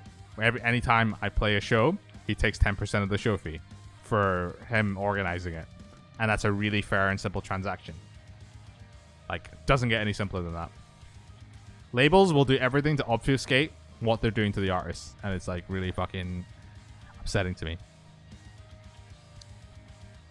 In 1990, a label did a lot for you, made your music available for people to buy with their CD printing factories. Now labels don't do shit because of streaming technology. And, like, I have CDs also, ! Merch. I'm gonna put that in chat. I have merch. I have CDs, but I just go to a company and they print it for me, and it's like, yeah. Your agent charges the same 10% for my cover band when we use them. Yeah, it's like, 10% is a really standard booking agent fee. And you understand why they charge 10%, because that's their fee for getting you that show. They're not the person performing, so they're not going to take the bulk of it, but the 10% is fair. And you can see clearly why they're taking that 10%. But, like I said, for labels, it's like they can do whatever the fuck they want. Like, they can completely screw you over. It's just, yeah. The main function of what a label is supposed to do is pretty much obsolete in a time where artists have the means to do things themselves through technology and internet. Yeah, definitely. And I feel like the only thing a label can do is just having, like, the reach that the artist doesn't have. So if the artist doesn't have the reach that the label has, then maybe the label can offer something to them. But if the label doesn't have the same reach as the artist, then, like, good fucking luck. People screwed the industry downloading MP3s. The labels were just arseholes back to the artists, and the artists paid the price. I don't agree with that, actually. I think so the thing about music piracy is that, like, this is the beginning of the idea of, like, a digital commodity. So, like, DRM music blockchain in the cloud. I mean, like, maybe blockchain is the way to solve it. But, like, the thing about a music MP3 is it's a different commodity to a physical good. Like, if someone steals an MP3, they're not going into someone's store and taking something that is of a limited stock. Like, technically speaking, there is an unlimited availability of MP3s. What you're paying for when you pay for music is the work and the effort and the cost put into creating that record. That's what you're paying for. And the market has agreed that, 10 to 12 bucks is what you pay for an album, whatever. So, but the thing is, when someone steals an MP3 by downloading it, like, there's still an infinite number of MP3s left to redistribute and sell and to get money from streaming revenue. So when the records say that's people downloading MP3s, when the record labels say that's people downloading MP3s that cause this, no, like, don't believe them. Like, the record labels are just using it as an excuse to try and pinch more money and to try and corner markets. Like, you could tell that the record labels were scared in the 90s when they're fucking suing everybody for downloading MP3s because they thought that their business model was going to die. And the only reason they haven't been wiped off the face of the planet is because they had to play nice with Spotify and they had to play nice with all like iTunes and all this kind of stuff. Like, they had to play nice, and like that's why they're still around. I'm talking about the early 2000s. People didn't need to buy CDs more. Everybody just downloaded everything on Kazaa. They didn't need to play the artist back. Millions of people consumed the product without paying the creator, which collapsed everything. I mean, what do you mean? Like, it didn't collapse anything. Like, artists still existed. Like, artists were still making money. Like, the music industry didn't collapse because of Kazaa and LimeWire. Like, not just... It was a... I feel like nothing collapsed. If anything, it pushed the music industry into a different era. Like... If the music industry collapsed because of online downloading and Kazaa and LimeWire, I wouldn't be here. You know? Fat Black Ninja says, super collegiate stuff here, I know, but I did a research project on piracy in the music industry in college. I lost all my sources, obviously, but the evidence showed that even though the digital music was being stolen, more consumers were listening to music and merch live shows actually boosting sales. So this is the thing about music consumption, is that, like, as you can download illegally as much of the source material as you want, you will never get rid of the thing producing the source. So, like, for instance, if you steal like the master print of a song from me, you say, oh, this is what Sithu uses to master a song, I'm gonna be like, okay, cool, I still have the WAF and the stems, so it doesn't matter. So I'm just like, I don't know. I'm very skeptical about, because I understand where the hurt is coming from for music piracy. Like, someone who pirates my music is not directly contributing to me, so I'm not getting that sale. And, you know, that's not good for me and my bottom line and all that kind of shit. But, like, what I don't like is music piracy being used as a justification for labels being fucking shitty. You know? Musicians who are a lot worse off today in 2000, Roddy Walker's thinking about going back to bar work, and his band is mad successful. Man, fuck, like, if Roddy Walker has to go back into bar work, then, like, there's no fucking fairness left in the world, you know? You just had an industry that evolved through digital media and streaming while the labels didn't. Yeah, well, this is the thing. Like, the labels didn't evolve. The labels didn't want to evolve. Like, they didn't capitalize on the idea of digital distribution. They fought tooth and nail against the idea of digital distribution, and then, you know, they lost that battle because digital distribution is the way to go, and they failed to find, like, this is the thing, when a new technology, this goes, like, it's not even music, this doesn't even have to like go to music, but like, if a new digital method of distribution comes along that could possibly change the way that your industry works, find a way to monetize it. And don't fight against it. Buy into it and try to monetize it, because, like, more often than not, like, you'll be successful. Mojo, how does Spotify compare to other streaming services in terms of pay per song per stream? Spotify is lower than Apple Music, but it doesn't matter because I get more streams on Spotify, so I get more money from Spotify.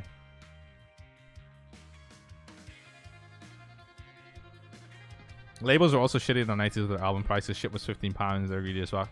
I mean, I feel like album prices are just what the market was willing to pay, right?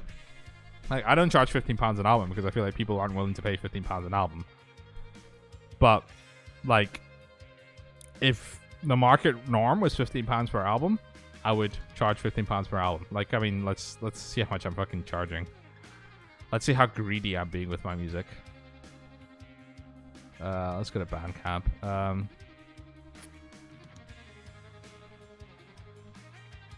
So how much am I charging for Senpai 3? I'm charging £8. So £8 I feel is like a fair price for a digital album. But, like, if the normal price for a digital album is £15, I would charge £15, you know? Volvi92, hello.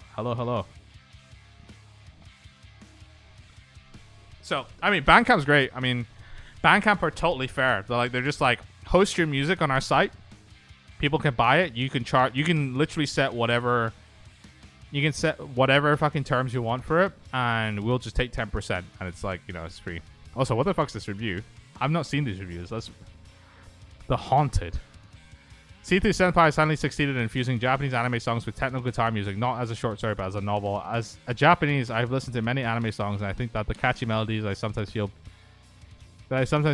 beautiful can be combined with the theme of each song by the number of songs in the album by a variety of ways, but this style has potential to evolve further. Thank you, Sithu Senpai, for the great album. Oh, that's awesome. That's really nice. That's really cool. Anyway, yeah, so flat rate is the most honest and transparent. I mean, like, the thing is, like, Spotify is not flat rate. I think Spotify is based on, like, you know, a number of factors. But, yeah, I mean, I don't know. I'm very much of the opinion that, like, as an independent artist, I should just, the onus is on me as an individual, as someone trying to run a business, essentially, to take advantage of the services and the things available to me to make my living. And nothing should be given to you. This is another thing. This is, like, you know, nothing should be given to you. Nothing should be handed on a platter. Like, you need to do the work you need to do the work in order to earn your living. And, like, I definitely was lucky, and, like, never ever listen to anybody that says that they weren't lucky when they're successful. Luck always has to play a part, and I was definitely lucky. But I was lucky in the fact that I was able to, you know, take advantage of these streaming services and take advantage of digital platforms like Bandcamp to, you know, distribute my music and stuff like that. And yeah, like, but I had to, you know, go and do that. And the people that use these platforms had to go and do that, and they had to, you know, avoid the labels and, like, embrace new business models and all that kind of stuff. So yeah. Luck comes to the prepared mind. I mean, like, you know, luck can happen to the most unprepared person as well. Like, you know, luck can happen to anybody. But generally speaking, if you embrace the trends of your business where the winds are blowing, then, you know, you'll be okay, generally speaking. But then, you know, then like, you know, I say stuff like, you know, like, I'm not sure about NFT, and I'm like, but a lot of people, like, are really into the NFT stuff, and, like, I don't actually see how the NFT stuff works for our music, but, you know, it is what it is. Like, I'm waiting for that to mature, because I wanted to see, like, the proper, like, this is like my old fucking corpo lifestyle kicking in. I want to see the business case for it, you know. I want to see what is the benefit of me distributing my music using NFT. And if I don't see any benefit, then I'm just like, okay, you know, it's not worth me putting into it. I think even though metal artists aren't as rich as they used to be, I think in 2021 it's way better than 90 for exposure. Well, the thing I keep saying is that if you're a fan of music, this is the best time to be alive. Like, hear me out here. If you're a fan of music, it is the best time to be alive, because you can go into Spotify and you can find an artist you like, and you can click a button and find literally dozens of other artists who are like that artist that you like. It's never been easier or more convenient to find the music that you personally like. And the algorithms on Spotify are designed to give you more of the music that you like. So if you find a band, like, let's say, you know, you find a band like Intervals. You're like, I want to hear more stuff like Intervals. And you go on Spotify, and Intervals recommends you, like, you know, Jakub Jateki, David Maximicic, Pliny, C2A, fucking, you know, other bands and instrumental acts. You're fucking winning, right? So, like, yeah. So, I'm like, I don't know. People are asking Spotify to do the impossible when Spotify are already doing so much for discovery. Shinjiro says, I discovered so many good groups through weeklies with discovery. I discovered so many good acts through, like, just radio. Just like I go on, like, Anomaly, Metropoly, and then I press radio, and then I get all these songs off the back of that, and it's really fucking sick. Like, the amount of songs I find. It's crazy, isn't it, when you think back that you had to go to a vinyl shop and the shopkeeper gave you some sort of hot tip for reading a review for a monthly rank mag. Yeah, that's the other thing as well. It's like the another thing that's completely changed is a whatchamacallit, tastemakers.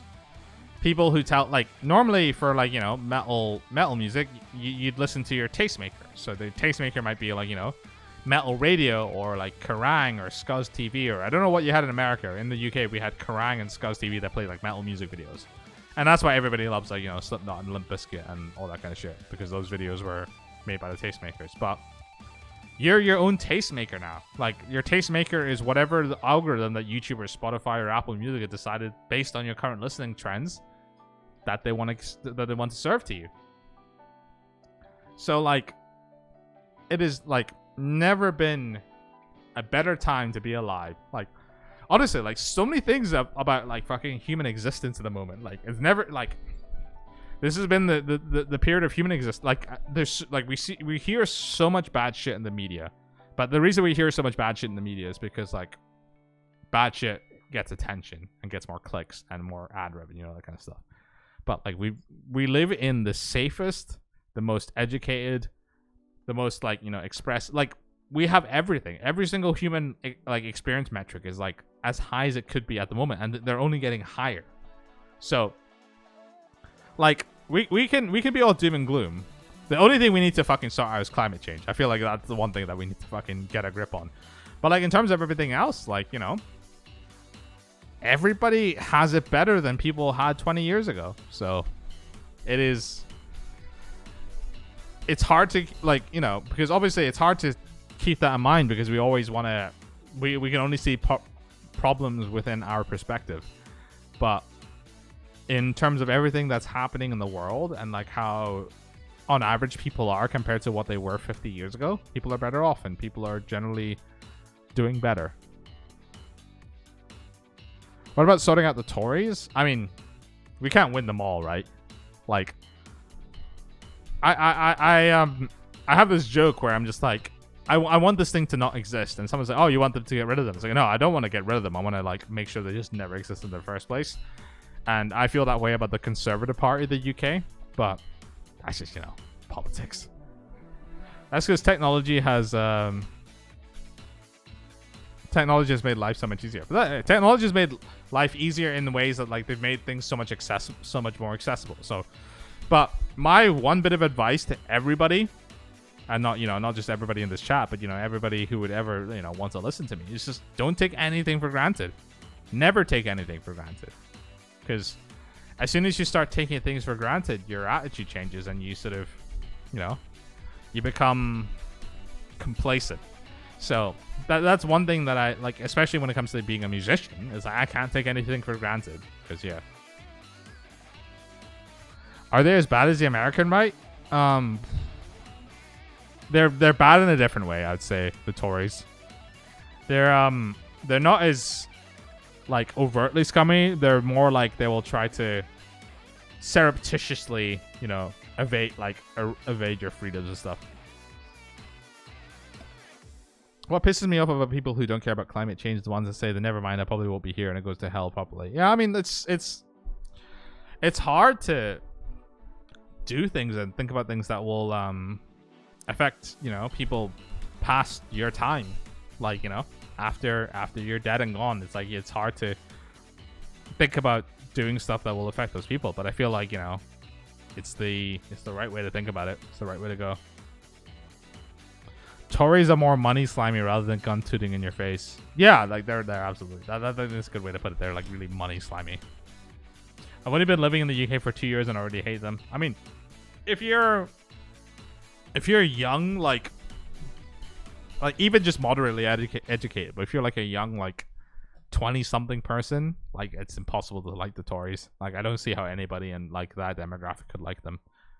But, you know, there's a wild demographic that, like, you know, like them, so it is what it is.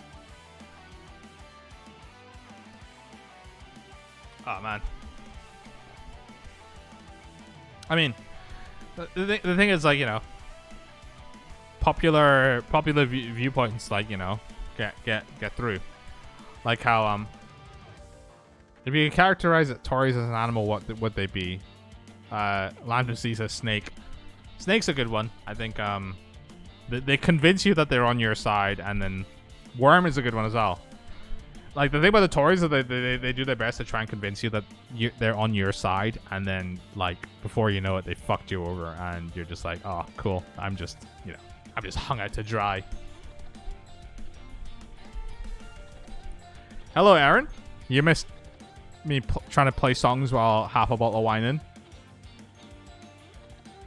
What the fuck is what is that what does that mean? What the fuck is up, Denny's? It's like a dude's playing at Denny's and just like, oh, what the fuck is up, Denny's? And like they were like, oh yeah, we're playing at Denny's. Sir, this is a Wendy's. It's Friday, man. I'm always on the sauce on Fridays. In case you don't know, on the sauce means you're drinking.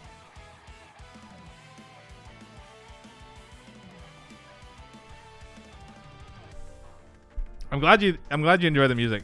Me playing that shit, Flatback Ninja. Play the riff from Through the Fire and Flames. Oh my god, fuck. How the Through the Fire and Flames?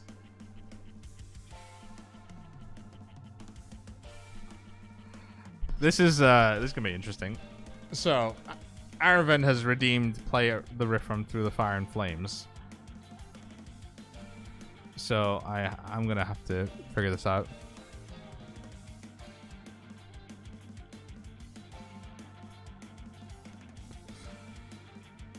All right. I have to remember to do the fucking this shit.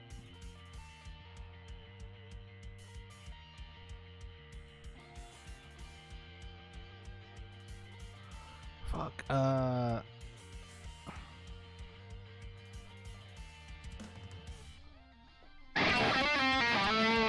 So what is Through the Fire and Flames? Is that the play a riff through the fire and flames for junk? Isn't it like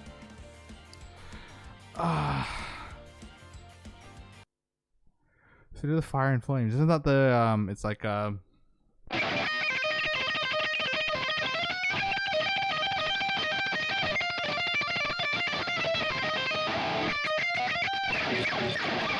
it's just like fucking like it's just noises. It's like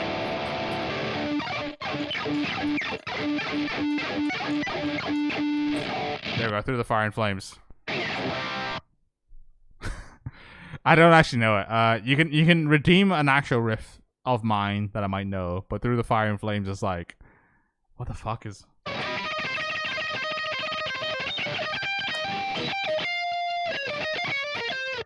I don't know. I have no idea. Mario says play those 4 chromatic notes.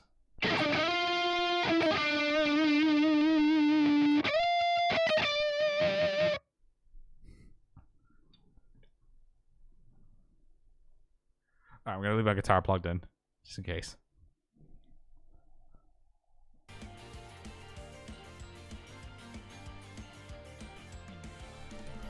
Oh man.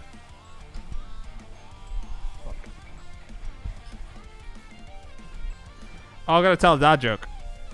Yargasm said, tell a dad joke. We're gonna tell a dad joke. Okay. I'm going to Reddit because I'm cheating here, but like Reddit is just, you know, the best source for this kind of shit.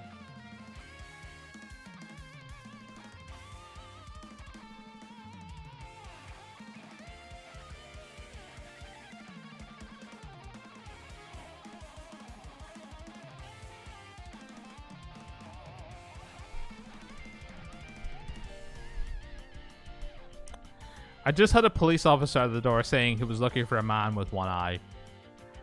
I told him to use both, because you'll probably find him a lot quicker.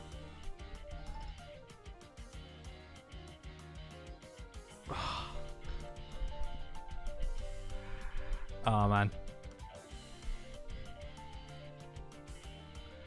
We're out here telling dad jokes. That was bad. That was, yeah. Everybody cringed. That was pretty fucking bad. Oh, man. Hope you're having fun.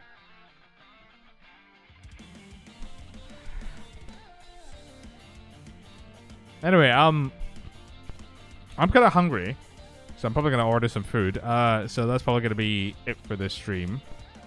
But yeah, thank you guys for joining our irreverent Friday streams where I have no idea what happens. I just, randomly decide, halfway through a bottle of wine, that's a good idea to try play songs I've not played in months. So, yeah, thanks for hanging out, guys. It's been a lot of fun. Thanks to Fat Black Ninja 272 for gifting 10. Need I repeat that again? 10 fucking subs. So, yeah. I'm probably going to order a burger or something. I don't know. But thank you guys for hanging out. And I will catch you on Monday when we're going to do we're going to make some city pop. So I will see you on Monday.